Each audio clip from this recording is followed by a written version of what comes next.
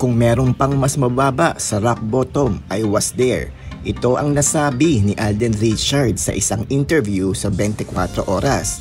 Sa likod ng mga successful project ni Alden, tahimik niyang nilaban at hinarap ng buong tapang ang mabigat niyang pinagdaanan noong 2024. Ayon kay Alden, ang 2024 ang pinaka-lowest year para sa kanya dahil sa depression. Hindi man lang daw clinically diagnosed, pero dahil daw ito sa depression. Inuuna daw niya muna ang ibang tao para sa kanyang sarili. Tulong ng tulong, bigay ng bigay, pero sa huli, wala na palang natira para sa kanya.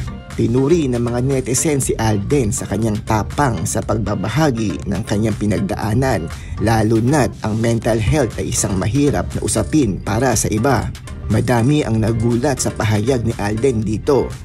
Hindi nakikita sa muka at kilos ni Alden na meron pala siyang ganitong problema.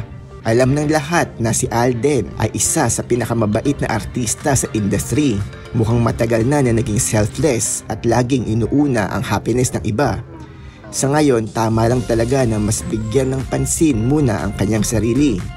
Mukhang masaya naman si Alden last year dahil sa success ng Hello Love Again.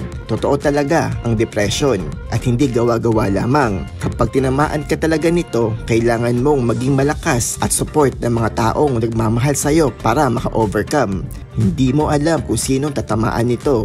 Yung akala natin na okay sila, sa totoo, hindi pala. Ang pagtulong sa iba ay maganda. Pero sana huwag natin kalimutan na alagaan ang ating sarili at ang pagbibigay ng todo ay pwede makasama sa atin.